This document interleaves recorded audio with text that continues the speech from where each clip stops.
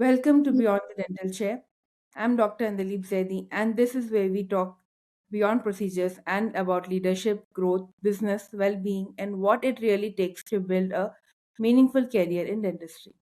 If you're ready for honest conversations and modern perspectives, let's get started. Today on Beyond the Dental Chair, we are joined by Professor Dr. Taranjit Kaur, a senior consultant, oral and maxillofacial surgeon, TMJ specialist, dental sleep medicine expert, academician, and researcher with over 2 decades of experience in surgical dentistry.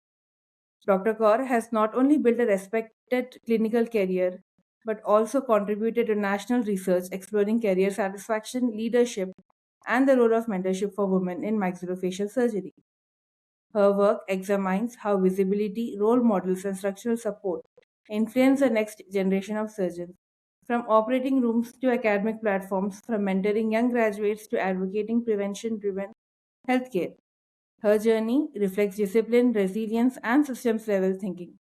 Today, we explore leadership, mentorship, resilience, and what it truly takes to sustain authority in a demanding surgical career. Welcome, Dr. Kaur, to our podcast Beyond the Dental Chair. We are truly honored to have you here. Thank you, Dr. Zaidi. Thank you so much for having me. Ma'am, would you like to say something to our audience? Well, Dr. Zaidi, I am in 50th year of my life, and out of this, 25 years have gone in a profession which I'm now living and enjoying myself. So it's been a long journey for sure. From the time we started, which is pre mobile phone, pre internet era, to now we are like completely living in internet, you know, most of the time on the grid, to the pre-grid to the on the grid era, the whole journey of how our careers are shaped, you know, and the challenges, how our challenges are also different now. This is something that I'm noticing and living, in fact, and it's a great honor and an opportunity for me to be able to share my views as well as my insights on what I have learned through this 25 years of travel that I have had. Time travel, in fact. Ma'am, like you were in one of the event today, there is not much representation surgical field. You were there from 25 years. So how Yes. did the field change through your journey? See, I can talk about my perspective, but looking at the internet, I can also see how it's changing for others. While when I was in academics, I could not comment on how it's changing for women because unfortunately the college in which I was did not have post graduation at that moment. So, but I know I was interacting with postgraduates from other colleges. Post graduation is difficult for everyone, men or women, but women particularly, it definitely is difficult, especially when I was interacting with my colleagues and postgraduates from general surgery, let us say, because we were attached to a medical college, and in general surgery, when there were hardly any postgraduates who were women, you know. Even now, very recently, like 5 years, general surgery or orthopedics, they still don't have many women who are coming into their fields. In oral and maxillofacial surgery, we are seeing a lot of women now. Interestingly, most of them are choosing facial aesthetics as their area of expertise. Some of them are going for dental implants. But the hardcore surgery, if you can say, that is trauma, orthopedic, or oncology, even there, I think you still don't find many women going there. You know, facial aesthetics, which are like office-based procedures. You know, Hmm. that is where you see a lot of people moving towards. Now, I don't want to sound judgmental, but office-based procedure, establishing yourself through office-based procedure is relatively easy, you know, as compared to hardcore procedures where you're going to be in hospital. The hospital-based procedures careers are much more difficult to establish. One, getting them getting these positions itself is difficult. It's very competitive. Two, it requires a lot of commitment, you know, and that is where your work-life balance and other factors come into picture. And that is where all the stresses of surgery come into picture. And that is where we don't still see many women very interested in coming that side, you know. I There, recently, the trend has much changed. When it comes to hospital based, I feel that through academia, they are still the port through academia is still open for women because a lot of academicians are again women, you know. But then it's a 9 to 5 job, yes, and it's obviously. very much easily explainable to your family and your context. But if it's a private practice and hospital, that combination is still very much unfathomable for normally for they would not do it into a larger sea of a hospital and managing, because that's going to be like a real career. You have to be driven, you have to be ambitious, you have to be there competing in the market for your position and proving yourself. That's a very different ball game altogether. Because in academia, what happens is that you have a shelter of organization which is covering up. You have a 9 to 5 job. You have to sit and do some publications, interact with postgraduates, and the systems are in place. You have to just go and do your job, and you get paid at the end of the day. There are no real, you know, real life, if I can say. But it's in the because I have seen both. Now I'm in private practice. Now I'm competing with people half my age, you know, for attention, for position, for right. So it's a very different thing. Yes. Surgery is one of the most difficult fields in dentistry, ma'am. Yes, Even, yes. it's So, still different. Yes, so as you said, I recently ran a survey on LinkedIn, like what is the biggest concern a working dentist has, and yeah, most of words for about two things. One is work-life balance, and other is mom guilt when you are focusing on your career. yes, So I think it is still relevant today why women, want to focus on 9 to 5 jobs or easy procedures. And being a trauma surgeon takes a lot much more than what women can give at this any stage, I feel. yes, yes. When you first began as a surgeon, what was it like being in spaces that were mostly male? And how did you learn to stand your ground? Dr. Zaini, in all due honesty, I was not seeing myself as a woman. I was just seeing myself as somebody who was highly passionate about the subject. It Hmm. was others who were perceiving me as women. And I was too young and naive to be thinking or looking at what others were thinking. I was so self engrossed into my own passion, you know, because when you are passionate, when you are driven, you don't think so much about world and other things. You just you and your passion. That is what is there's nobody who comes in between, you know, and that is what was my state. It was only after becoming a finishing my post graduation that I realized slowly and gradually, much later, you Hmm. know, that it's my gender which is coming in the way. Yeah. That is when I started thinking retrospectively about my post graduation days also, that I started realizing that some of the difficulties which I faced in my post graduation were also because of the gender, Mhm. Yeah. you know. So my personal, and I don't think this is the experience of others. Others have much more concrete experience of their gender because they were aware of their gender Yeah. much before than I was. You know, I became aware of my gender difference, particularly when it came to the profession of my choice, was only much later. Or before that, in my graduation, when I declared that I want to be a oral and maxillofacial surgeon, that is when actually I had no one who supported my choice. There was no Even one who said that, yes, it's a very good thing you're doing and all that, including even the director of the institute, yeah. where I went for my interview and I showed my interest.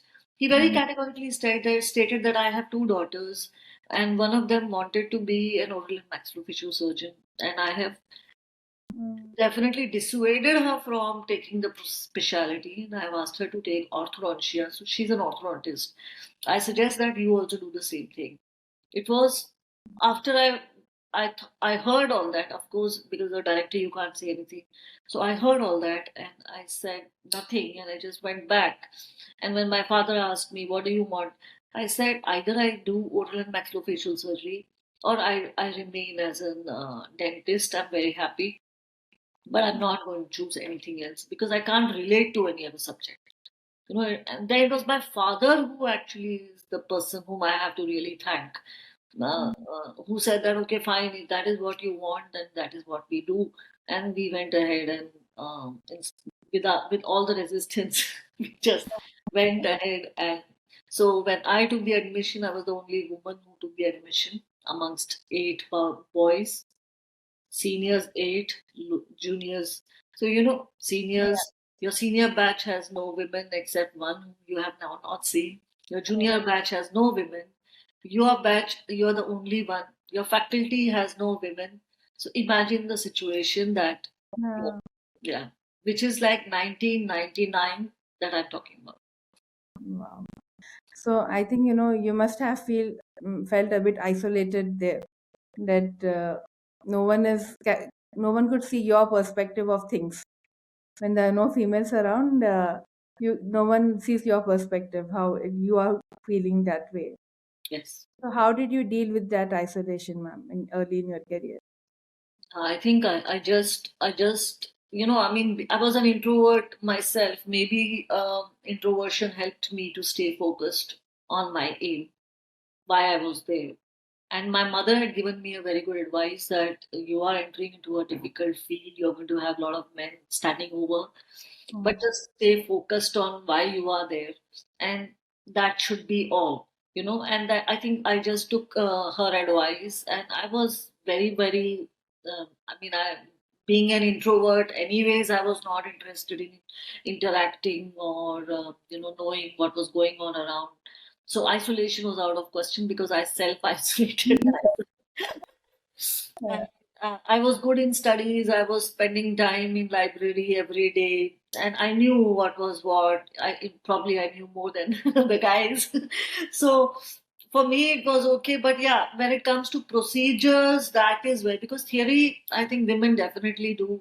Face it. Yeah, they sit, they study, and all. I think it's that procedure, which is like physical work, that guys or the people feel that.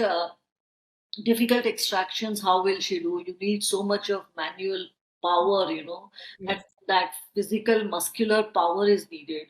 But I think that's a myth, because you don't need muscular power, you just need proper Technique. understanding of instruments and technique you know and if you know the technique properly, and if you understand the instruments and which instrument has to be used where, that is what is needed. So not the muscular power. I'm So I'm sure you had to prove yourself twice as hard I for I may in have. you. Thankfully, I didn't realize that. You know, like being obsessed with our craft is also a blessing in disguise. We Yes. don't see others' perceptions doesn't affect us. The adversity doesn't look like adversity because you're so obsessed with Just your, that that you just don't, you just don't, you're so oblivious to realize. everything else that you Yes. know you keep moving. Yeah. Did competence automatically translate to authority, or did you have to engineer the perception that you're as competent as your male counterparts? Because Competence. even in patients' mind, they have this preconceived notion that maybe she's a woman, she's not as good a surgeon as her male counterpart. So you had to engineer their perception. So thankfully, in my case, my personality is very authoritative. Even as the junior most in the department, I may be quiet, but I was very authoritative. When I said something, then I was very sure what I was talking. So confidence was not my problem. I feel. Though at the same time, it's like a very paradoxical situation because on the one hand, you have an imposter syndrome which you are struggling with all the time, because there's something inside you which tells you that you don't know enough, keep your mouth shut, you know. Maybe it's the other people, because when it comes to men, they talk, and they talk very confidently, and a lot of it what is being said may not be that much True. sensible or true, you know. Whereas a lot of women stay quiet. At least during my time, that is what was happening. Now I don't see that happening as much. Now women are definitely, or are also talking a lot. We have to now to for them to listen. We have to talk now. Nobody is listening actually. Everybody is talking. Talking. That could be a drawback. Yeah. So, which is fun actually. So now people who actually know are the ones who are sitting and listening. Okay. Yeah. But yeah, so it was something that I would be listening, and I would be wondering whether what I think is right or not so right.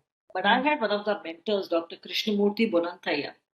He was the one, my first mentor, in fact. He was the one who actually saw through me, and he knew that I knew, but he also knew that I did not know that I knew. Okay. So So he he saw saw, the light in you before you saw it in yourself. yeah, I Yeah. didn't know that I know, but he knew that I know. And then he was the one who would push me, and he is, in fact, instrumental in so many ways in my confidence in myself. Having mentors is very important even today, Is ma'am. very important. I feel that that is one statement which cannot be overstated. Is to keep looking for mentors. I have been looking for mentors all my life, and uh, as Rumi says, "What you seek is seeking you." So if you are seeking a true mentor, then they're also seeking you. They're also seeking those true mentees whom they Mentee. can mentor, because it's a beautiful relationship for life that we both enjoy. You know, so but yes, role models are different from mentors. Men- So I was blessed to have mentors, and most of them are men, but role models in the form of women, particularly, mm. was very difficult. Now you have become a role model for others following your path. So how do you mentor? Yes, I hope so, because I'm not aware of that. I'm not in academics anymore. I don't know if my journey inspired anyone, but no, I mean trying. I'm sure it is inspiring, ma'am. You said like back in '98 they said no, don't go into surgery. I had this experience in 2015. Oh, Even my first choice was surgery, and my surgery professor said no, you should not choose it. It's a difficult procedure. It's a difficult position, and you will not get enough network to follow your passion. So in the end, I got prosthodontist. I think it was the second choice, but I was always fascinated by surgery. Like when I first entered into dental college, my first thought was I was going to be a surgeon. Unfortunately, it did not happen. But I think I got the second best thing that I wanted. yeah. Now in my private practice, I'm seeing that prosthodontics is extremely important field, and very especially with implantology. I think prosthodontics is next It to oral surgery. Yeah, I is. think next to oral surgery, very important. Yeah, So I saw a few cases during PG that we had to complete. yeah. We did mandibular resection, and we did tie with titanium mesh. Hmm. We treated the patient with titanium mesh, and also like if surgery removes it, we replace it with something better. We can Yes, say that. Still, and even now, I feel women are discouraged to get into the surgery 10 years later. yes. And I would say it is a very demanding field. As I said, if you want to go into the real surgical field, the real world, hospital-based practices, and the practice which requires um, hardcore surgical work, that is still not so much, is not still not attractive with women candidates. But office based, yes, which I think you'll see a lot of women now Yeah, very comfortably lot of doing. this. Yeah, No, actually, I feel it's the peer group also. Like for being a hospital-based surgeon, you need good network, and yeah, usually men prefer men. That is a yes, fact. They prefer men, and if you don't have many referrals, then you are forced to be a clinician, forced to be a only aesthetician. If like not many women can, break through the barriers like you, I feel. So might be the second best thing. They're still in their field of choice and still a bit safer like that. yeah. So how do you mentor younger women entering surgical specialties? So, I feel that the biggest impediment that young women do find is imposter syndrome still in them, you know, True. where what I have noticed is that they are working, they know, but they don't know that they know, and they need someone to guide, to make them feel that yes, you will be able to achieve that. The other aspect which I feel women are also finding is once they enter into the surgical field is whether they will be able to, if they choose hardcore surgery as their life, uh, They work profession, with balance. will they have a personal life? You know, that's where they are all very doubtful. And most of them are choosing to stay single out of choice. It's like a very voluntary thing that they're doing that. They're choosing because they know that they're going to need help from their family, husbands or partners, and of which they have no guarantee that they will have. So they are actually choosing career over having a personal life. Yeah, especially the ones who are choosing hardcore specialties. The office based are still okay. Uh, but what advice can you give? I think the advice that I generally give is to have patience.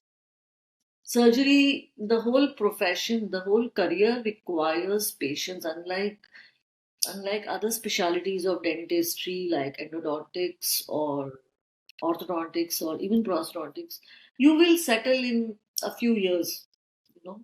But surgery takes time. Even as a surgeon, for you to become a good surgeon, you are not going to be a good surgeon next day out of your post graduation. As a surgeon, also to mature as a surgeon, it's going to take a lot of time as compared to other specialities of dentistry, which are much more straightforward, direct. You know, and a surgical specialty is much more wider. You are going to take time to understand which aspect of oral and maxillofacial surgery gives you joy, whether it's the cleft surgeries, whether it is facial aesthetics, whether it is orthognathic, whether it is cancer or trauma, which specialty is giving you joy, or rather which specialty you are able to practice more depending on your location, geographic location. You sometimes you have a choice, because if it is a generational practice that you are carrying, like your it's generational practice, your father was a dentist, well-known dentist in the city, they already have an established practice. Now if an oral surgeon enters into that practice, they already have pool of patients, and they know that they have this interest and they would like to develop their practice in that direction. So already a ready-made pool of patient is there, but not all of them are. All of us are that fortunate. For example, I was not. I don't have a single doctor in my whole family, this way or that. So I'm the only doctor even now. Having said that, I had to do everything from zero, you know. And so in that case, I don't have anything ready made. I just throw myself into the ocean, whatever comes in my way. I can't refuse a patient, so I start developing my skills as per the kind of patients that are coming to me. Now, in that process, there are certain kind of ailments or patients I'm able to treat better than the others. So I get better outcomes in that, and that is how my interest develops. And patients also start realizing that yes, they're getting outcomes here, so those kind of people start coming. So how word of mouth, as you say. So there are two ways of developing your practice. One is you have a ready-made practice ready for you, which is rare, it doesn't happen for everyone. But the other is where you don't have a choice, you just enter into the ocean, you see what kind of work is coming your way, and then you start working through that and start developing.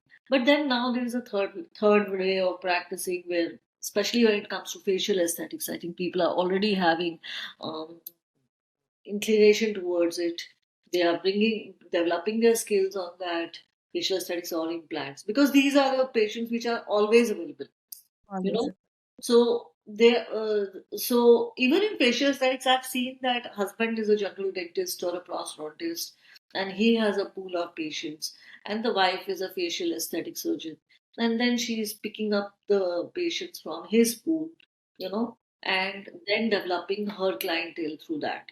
You get my point? So that is the way people are traveling. The journey comes, but I think majority of us who are the mango people, the Aam Aadmi, were just thrown into the ocean. You have to fend for yourself. You just see whatever the lemons are thrown in your way, you make a lemonade out of it. That's the skill of life. So, ma'am, you have two landmark publications.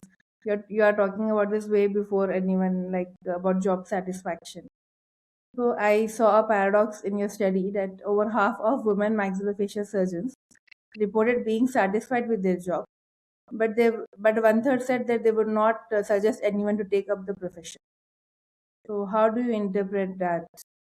Like being a woman surgeon, telling someone else not to choose the field. Doctor, that is a difficult question, but very important question. See, first of all, in that study, the satisfaction starts coming only after a decade of practicing. Hmm. Now, the women's satisfaction study is also cited by World Journal of Surgery. So it's a Hmm. very important citation that this particular article has received.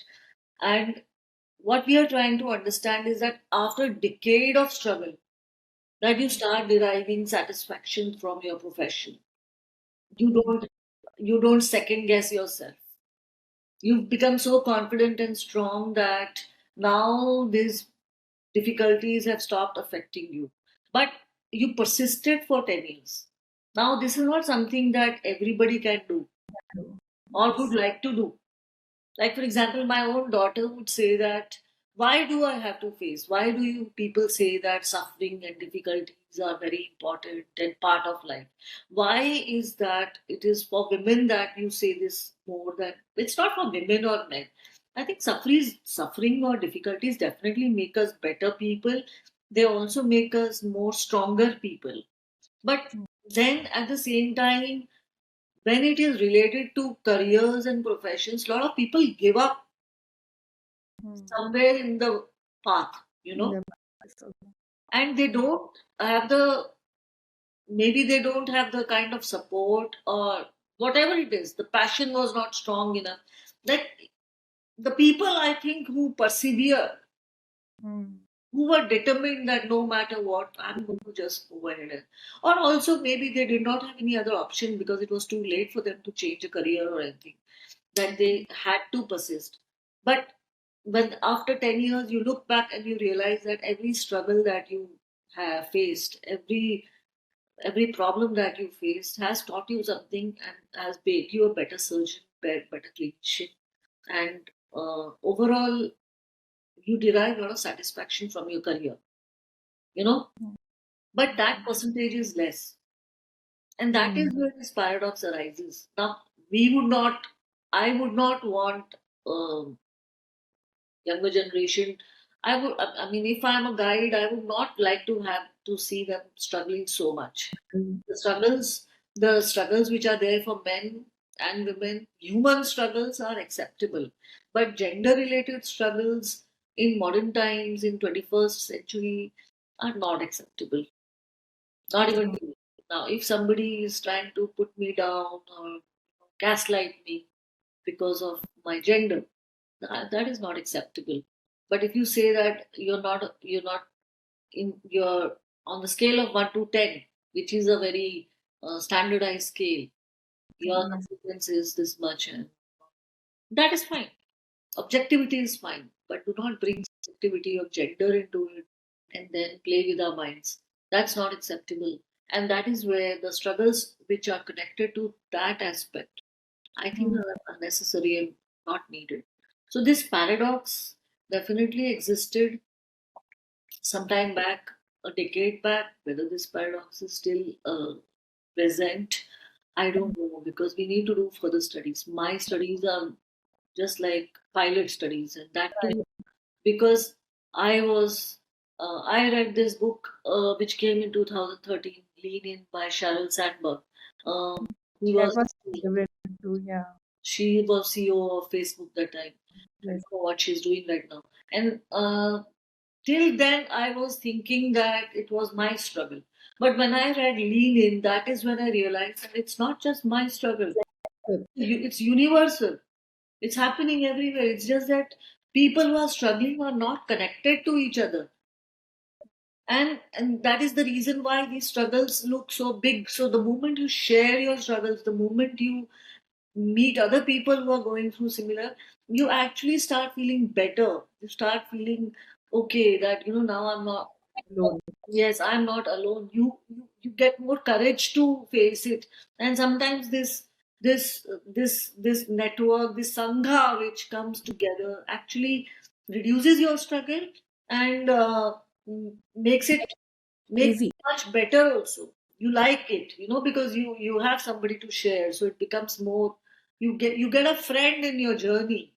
You True. know, yeah, I think there is a need for women only groups in our field yes, also. definitely, yes.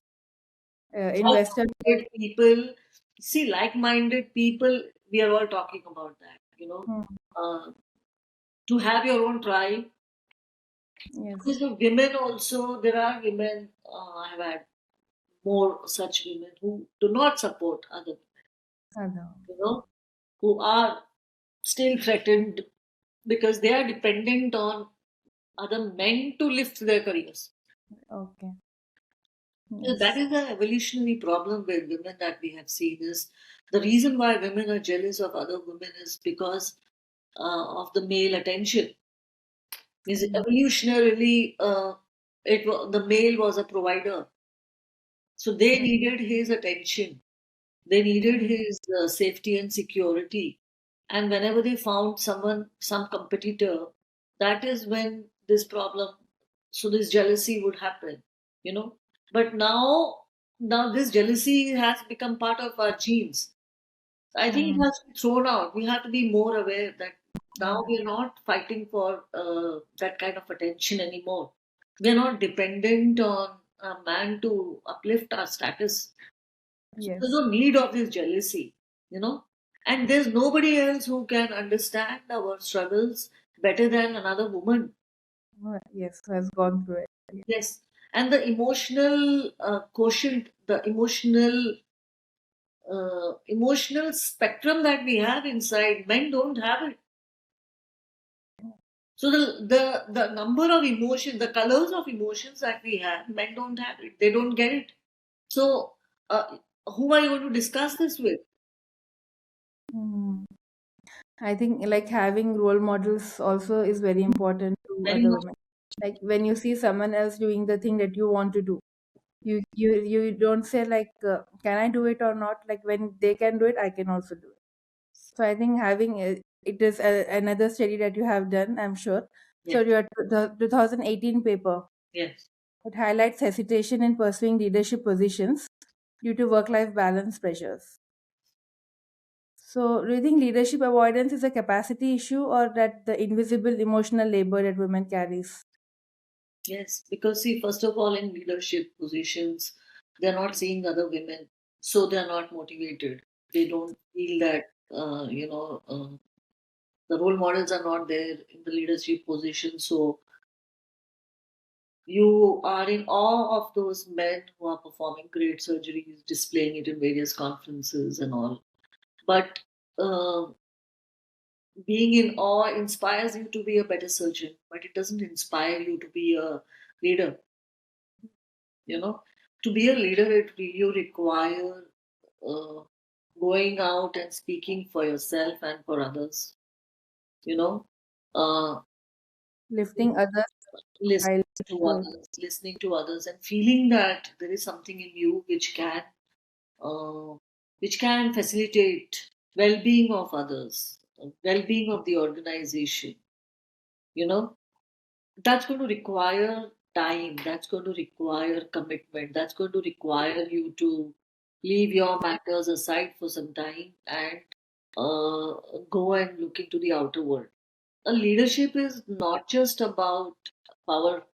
It's not just about power. In fact, it is least about power because I've seen one of my other mentors, Dr. Sanjeev Nair, who has been a international, association's president. The few Indians to hold that position. I've seen him struggling, for 3 years, how much he had to travel, how much he has to listen to so many people, and all your personal life is totally in the back burner. You don't have time to talk to friends, you don't have time to talk to anybody. Now, women find that because lot of personal, if especially if she is a family person as well, she's not in a position to not think about her children, so if a man is a leader, he has a woman who is taking care of the house and Oh, she's not complaining that he's not there. yes, Whereas if, let us say, instead of Dr. Sanjeev Nair, it was his wife or some other woman who wanted to be an international leader, who had to travel this much, who had to go everywhere, and she had a husband at home, she had children at home.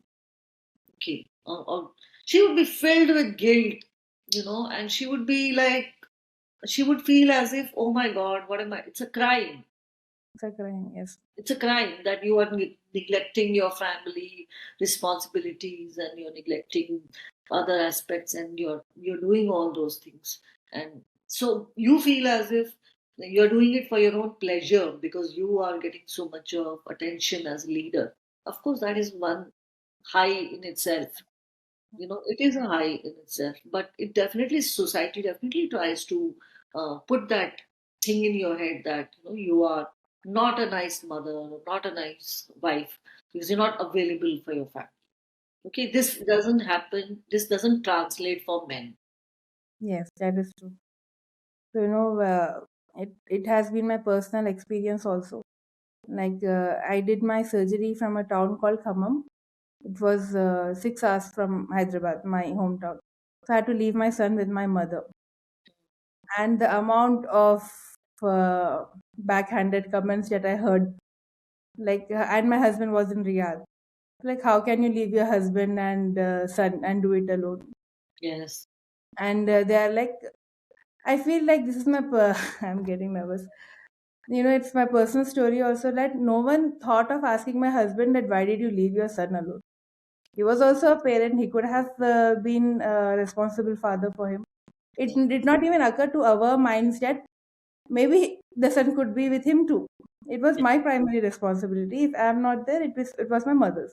yes, So, and we got him into school also late, like 4.5 years. So I said, why you did? Someone asked me why you did not get the admission. I said it was difficult. I thought being at home was easy. So for your studies, you are neglecting your son's education. But I felt so much guilt at that sentence. It took me time, like 6 months, to recover from that. yes, It is, I think, even today, the pressure is all about for maintaining the family.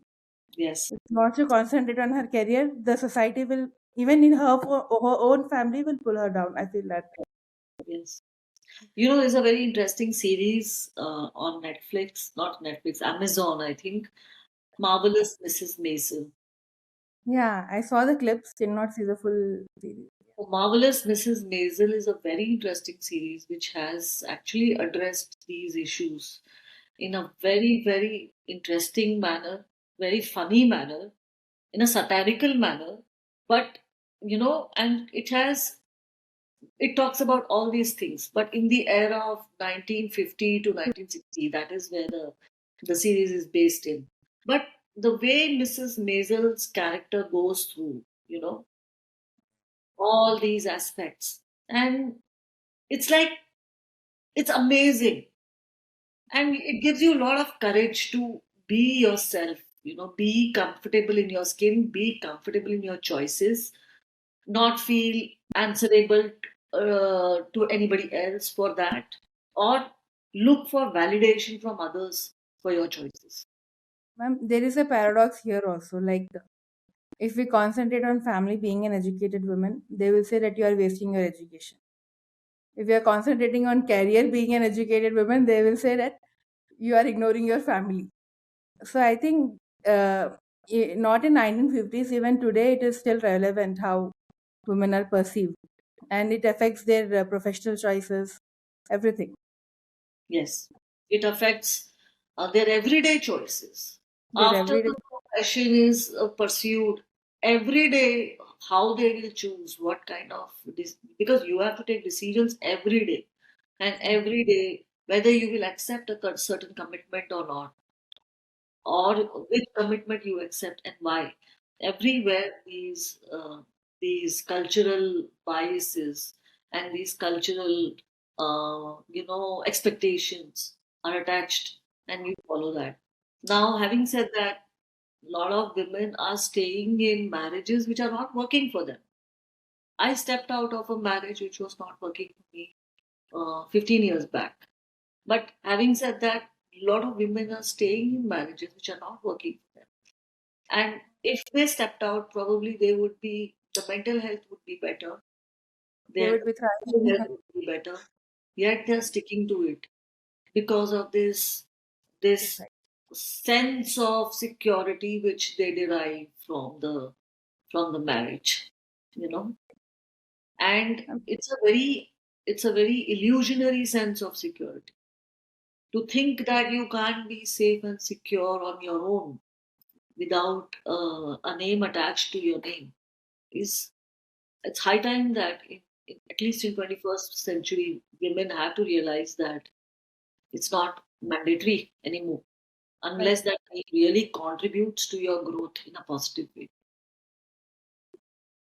So yeah, I feel like it's more about societal cultural thing than, because today women can earn, Yes. and with internet, earning has become much easier. Like, I have seen many women being a housewife and they're earning something on the internet.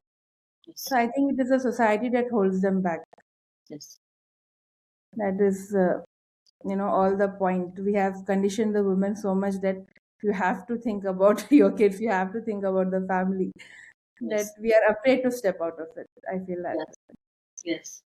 But my experience is that you will raise much more confident and smarter kids in a family which is co-parented by separated parents than parents who are living together but not happy with each other. This is again very clearly shown in Mrs. Maisel That- as well as, and it yeah. is my personal story as well. I'm very sure that my daughter, who is currently an engineer, is and living a happy, healthy, stable life. Uh, what kind of person she would have been if her parents had stayed together, and we would be fighting day in and out, and she would have witnessed that, or I would be repressing my emotions. What kind of a woman I would have raised her to be if she saw that a woman, which is her mother, is not able to speak for herself, not able to live her potential. Mm. It gets passed in generations. These things do not need voice. These are behaviors which get passed through generations of women. That is how it has come to us from our mothers. And that is how we would have passed on to, had we not course corrected our mothers' uh, Mm. you know, um, behaviors. I think our first responsibility lies to our children, in a way that we need to be a good role model for our daughter first before inspiring others. So I she would like can to thank you that look I up think to our us. responsibility lies to ourselves. Uh, yes. So Then I think I proved myself that I'm conditioned to think about my children for me. Our first responsibility lies to ourselves. If you are happy, if you are satisfied, if you are comfortable in your skin, only then, without doing much, your child will be taken care of. You'll be happy doing everything. Mm. It's not a burden. If it is forced upon you, even childbearing and child rearing, if it's forced upon you because of certain expectations that you are gaining through society or family XYZ, you're not going to enjoy it. You're going to only enjoy it if you are happy. Mm. So your first responsibility is towards you. It is a very important message to tell the Yeah. coming generation that you need to think about yourself. When your cup is full, then only you can pour it on to others. I would like to say. Yes. Coming to your professional life, ma'am. So, you are a TMJ specialist and dental medicine, sleep medicine expert. I feel dentistry is only not given much importance, and dental sleep medicine is much more a smaller version of people who are aware that their sleep issues can be treated by a dentist. So, how was your journey there? How did you get into dental sleep medicine? In fact, even I did not know about dental sleep, since very recently. So that is the level of unawareness that is prevalent. Being a professional myself, being in academics, of course, in academia, there's no mention of dental sleep medicine. There's no Yeah. mention of dental sleep medicine in our books. I don't know if there's any change in curriculum. Not But yeah, so till you are postgraduate, you don't know anything about it. Okay. It's only when you come out in the outer world that you start realizing.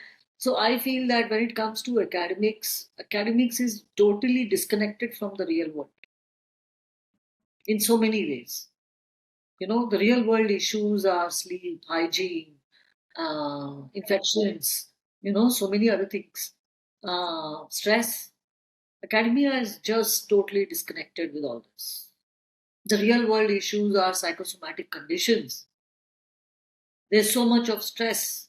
People are feeling all bogged down. People are not happy, you know, and because they are not happy, they are falling sick. Hmm. There is, I think, epidemic of unhappiness. People are, and that is why you have addictions also. That is a different thing. Let's not change our track. But unpacking dental sleep medicine, which I realized after getting into private practices through my sleeps, my ENT colleagues and sleep specialists who requested me to look into dental sleep medicine. So it was my medical colleagues who inspired and suggested that they need somebody, because Goa is a small state and we do not have access to specialized people here. And so they were looking for someone who could support them. Sleep specialists and pulmonologists have been offering only CPAP device for Hmm. patients suffering from sleep apnea. There was nothing more that they could offer, and they were looking for someone who would be able to. So they said that there's a lot that is happening in your field. Why don't you look into it? Because you come with an experience. And that is when I started going deeper. And I also started connecting the dots with my TMJ patients. And I realized that a lot of my TMJ patients are not sleeping properly. I did not have personal experience with that because I sleep well. So I thought everybody sleeps well. What's the big deal? Everybody sleeps. You take sleep for granted. It just comes and you sleep. But when I started talking to my TMJ patients at a lengthy conversations, that's when I started realizing that majority of them are not sleeping at all.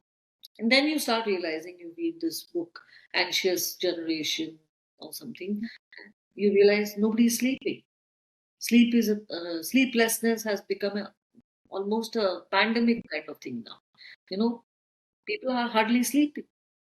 And not all sleep problems are because of sleep apnea. It's Yes. There are various types of sleep related disorders. So that is when I got interested. There were two sources of my inspiration. One inspiration came from my fellow colleagues, and the other inspiration from my own patients, where I saw. So when I connected the two, that is when my sleep journey started, and that is when I integrated sleep medicine into my practice for TMJ as well. And then I started realizing that internationally people are already doing that. Unfortunately, in India, it is not such a popular concept. Even now, there are not many dentists who are treating sleep apnea. Even my first brush with sleep apnea and dentist sleep medicine was through Instagram. Mm. I got a post from a foreign dentist about sleep medicine, sleep apnea. She was doing songs about it, social media marketing. So that was my first brush with dental sleep medicine. Okay. I think, in a country where even dentistry, oral health is not taken so well, dental sleep medicine has a long way to become normal. Yes. Patients also are not aware that a dentist can help them with their And sleep problems. Yeah.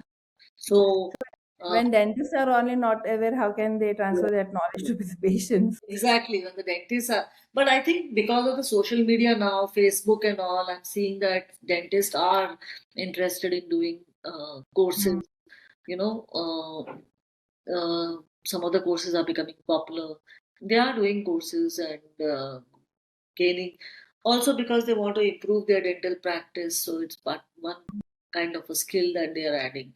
But it can't be just, I feel that dental sleep practice is incomplete without TMJ practice. And unless and until you understand, because your sleep patients will have myofunctional problems.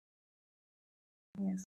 Sleep deprived patients will definitely have TMJ issues or some form of uh, myofunctional issues uh, related to their jaws. So Mm, you need to understand both. You can't be just a dental sleep specialist and not know anything about TMJ. mm. Or I you think like can't be only about TMJ and not know anything about sleep. So in my specialty, there are a lot of people who are doing a lot of TMJ work, arthroscopy, XYZ, but they have no idea about sleep. So it doesn't work. You can't have the right literature mm, unless your literature also has sleep integrated in that. It's not possible. I mean, that's what is my experience now. mm. Even like courses are also mostly, I feel they're focusing on implants, Hmm. full mouth Yes. rehabilitation, dental implants. Dental sleep medicine is not a focus in even during courses. How was it, ma'am, after having such a long career in academia, starting your own private practice? What was the transition between academics and the private practice? The transition was tough. It's lonely. It was lonely in the beginning. Now I have started enjoying this solitude of private practice. I'm more focused. My quality of work has definitely improved because in academia things are more theatrical. In private practice, I feel things are more real because your patients are sitting in front of you with the outcomes within a short span. So you have to be there. The scope of error is minimal in private practice, I feel, especially if you are somebody who holds yourself accountable for things. You know, in academia, it's a group practice. Nobody really knows who has wronged or who has right. It's a group of surgeons who are doing things and sharing the credit. In private practice, it doesn't happen like that. It's only your work, your name, and but it's deeply satisfying as also because at the end of the day, you're very you're elevated as an individual, as a person, and I meet such interesting people in my practice. I get to learn a lot through those conversations. You know, I get to learn how human mind works and how it creates illnesses, how these illnesses manifest in our body. I've I learned think through patients. TMJ has become a stress biomarker also. This is Like you, very, very. big biomarker. Yeah. What emotional resilience practices you have built over the span of your career? Yeah, You have been I have sharing your life. I have had a tough life, personal and professional. So either I don't think I did that consciously. I think there was some amount of genetic makeup also. Maybe I was too crazy. You know, like mad people, they don't realize that they're mad. Oh my God. So maybe I was one of those, and I did not realize the difficulties that I was facing, and I just had to, like you just have to survive one more day, do whatever you can to do that at the to the best of your capacity. That's what happened. But having said that, yes, I have realized that since I read and I have been listening to conversations of learned people, so there are certain health practices I have followed. See, first of all, the most important favor that I did to myself was come out of a toxic relationship. If the relationship is not working for me, which it was not, I had to come out of that, no matter what. It was a question of do or die. And I did not want to die, probably. Something inside me wanted to live and thrive. So I came out of the relationship, and that changed the game because That that was improved my mental health immensely. That improved my physical health also. That improved my enthusiasm towards life and my profession and other things. So the enthusiasm remains because there's nobody else to repress you, you know. Yeah, those circumstances change. So I think having good relationships, healthy relationships is very important. And if you don't have them, it's better to live alone. That's what I have realized for myself, you know. So uh, so one was mental health, and which took care of itself by stepping out of a relationship which was not working for me. The other was physical.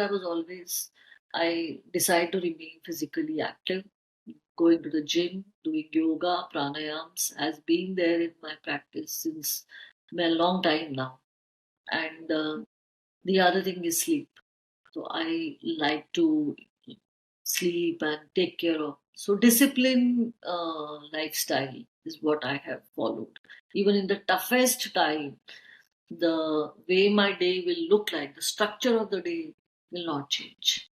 You know, and reading, reading books has like when you don't have friends, books are your best friends, which I have followed.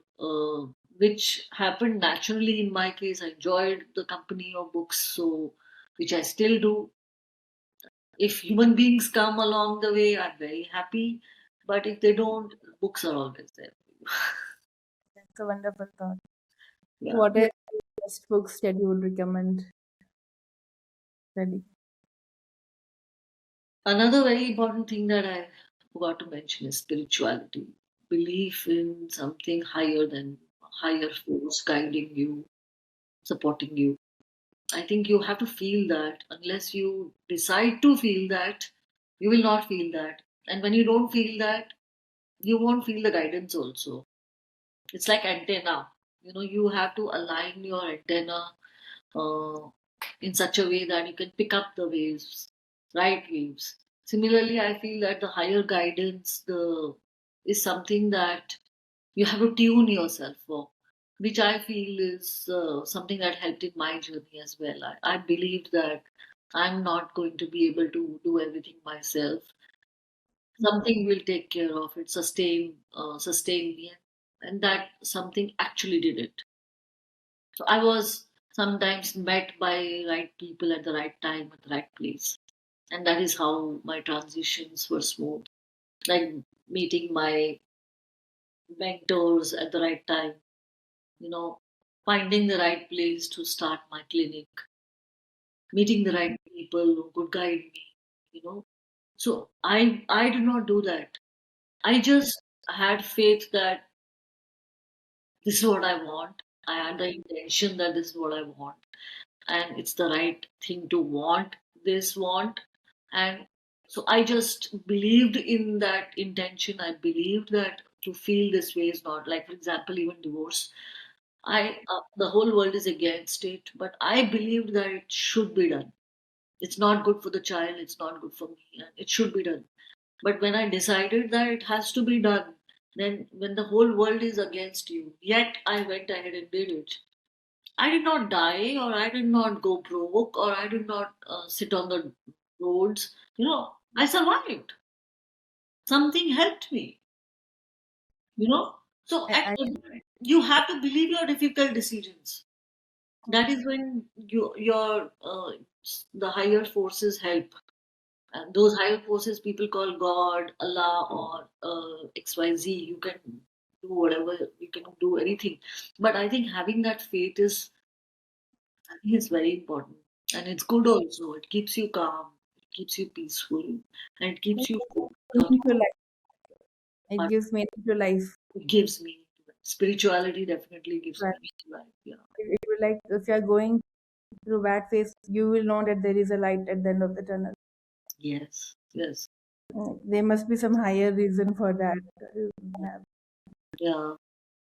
So I think all the adversities that you have gone through in your life has shaped you as a leader that you are today, as a clinician that you are today.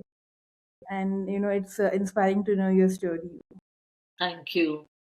One of the books that I would like to recommend is Man's Search for Meaning, Viktor Frankl. the Frankl.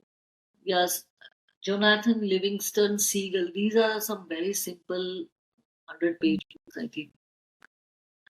You know, uh, you start losing faith in yourself. You feel that you're alone.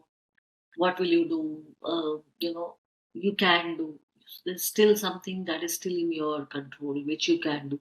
And if nothing in the environment is in your control, then your response to that stress is still in your control.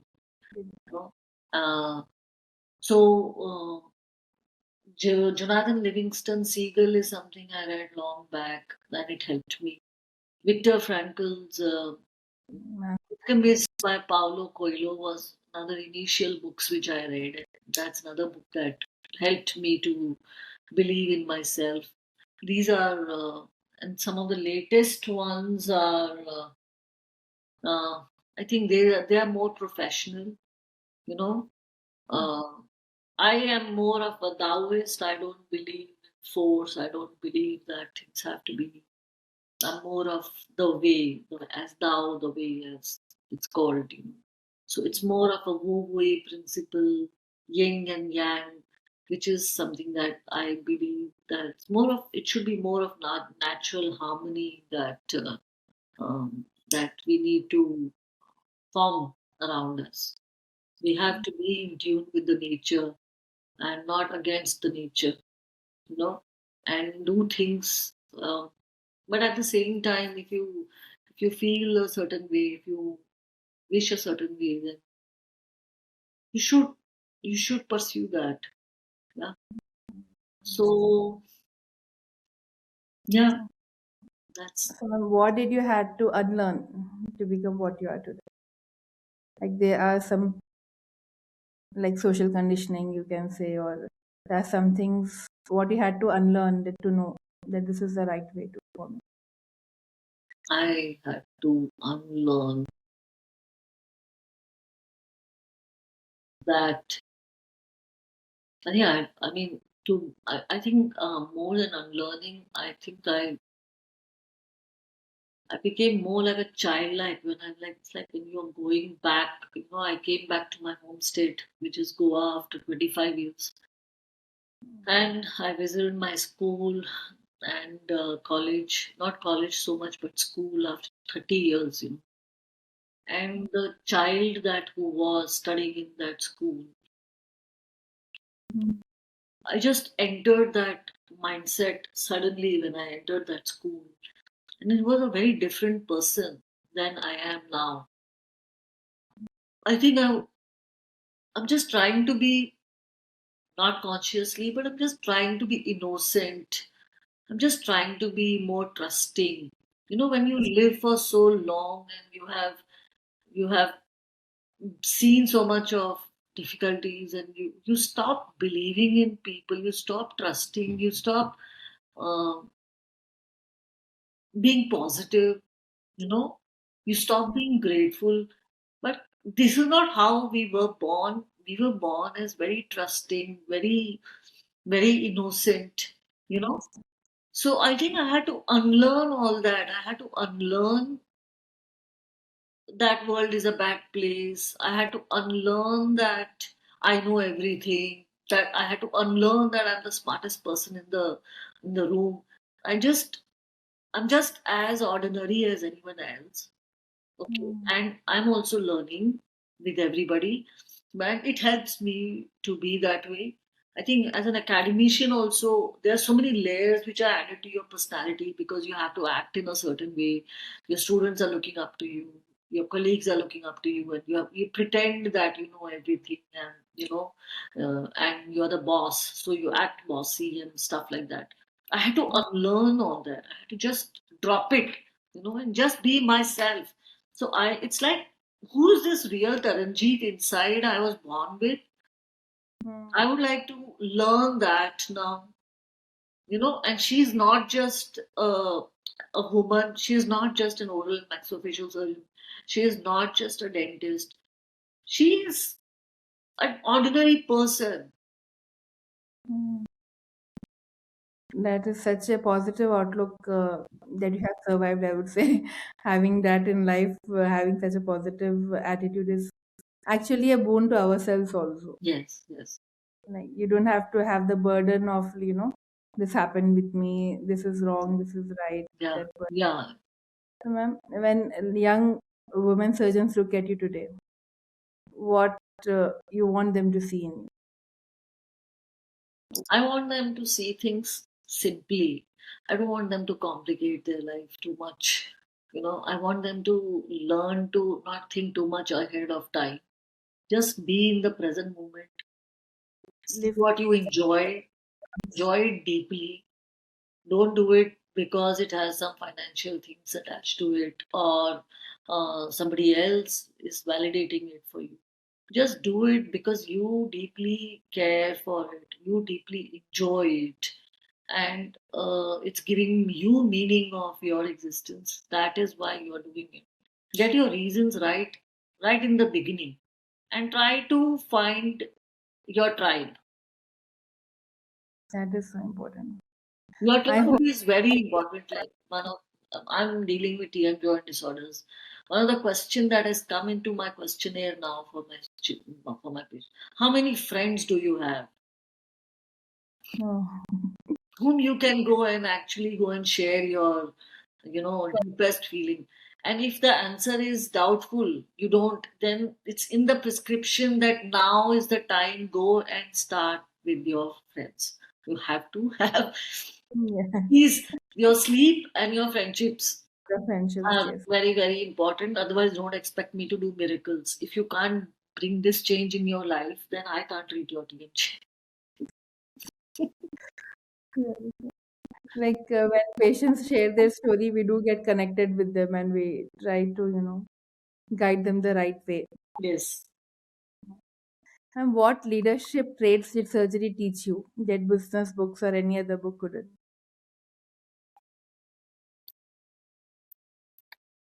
Surgery teaches you to be very, you have to be stable minded under pressure. That books cannot teach you. That only being in that situation constantly, day after day, teaches you. And especially as a woman in surgery, teaches you that much more because you don't have anybody to fall back on. So you have to have a very strong spine to be able to stand without any support from any side, you know. So you are the lone warrior in the room most of the time. Forget your Stand gender. yours. I think here my mother's advice is very helpful for a lot of women, that forget your gender. Just focus on why you are there. And if your reasons are right, if you feel that what you think at that particular moment is the right thing to do, a right thing to say, then just go ahead and say it. Don't keep it inside, because a repressed rage and a repressed emotion is going to flare up in your body as something or the other.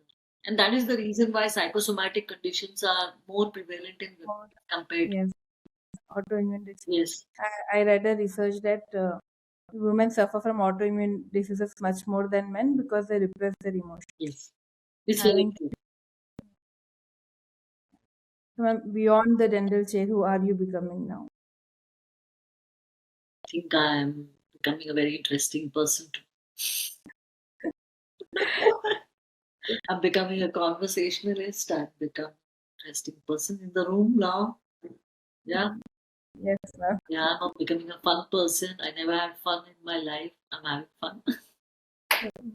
That is good. Yeah, Having fun is also important. Like, very important. yeah. But at the same time, it's not a compensatory fun that I'm having. I don't think Mm, trying to compensate for the lost fun that I had. That can be dangerous. I'm yes. enjoying aging gracefully. You know, Like taking it easy. yeah, taking it easy. I know that. Like देखा हुआ है यार ये सब तो होता ही है. What's the अब big अब deal? अब आदत हो चुकी है. Exactly. अब ये क्या ही कर लेगा. Yeah. सही में. Yeah. Thank you for this lovely conversation, ma'am. I really had a great time. Thank you, Dr. I Zia. hope people who see this also take some good advices from you. I hope so too. It was helpful. It will be helpful for anyone who cares to listen to us. Yes. You have been very instrumental in bringing women's voice into the outer world. Thank you so much for doing that for us, and I wish you all the best. Thank you, ma'am. I hope this becomes something that we can have our own tribe, Yes, our own, having each this is other's support to. Yeah. not bad at all. I hope it becomes something like that. It's my small way to, having that, thoughts in my mind. It led to this thing that why me, why women only, Yes, why are these expectations only from me? yes, Those questions is what, and ma'am, the what is this? LinkedIn has been instrumental in my life. Like whatever I thought, I should do this, I should do that. I used to search that profession, yeah, and it was available. yes, So it has been a gateway to see like this is also possible in your life. yes, And actually, in West, there are many groups of that help each other, like women in DSO, yes. the female dentists, like 3 to 4 groups. They're already there. But in India, I don't think there is a community supporting each other for women. I hope that it becomes that in future. And I hope that we both will work together in your other. Um, at the dental marketing Yes, thing. I definitely look forward to doing that as well. Sure, ma'am. Thank you. Thank you so much for your time. Thank you too.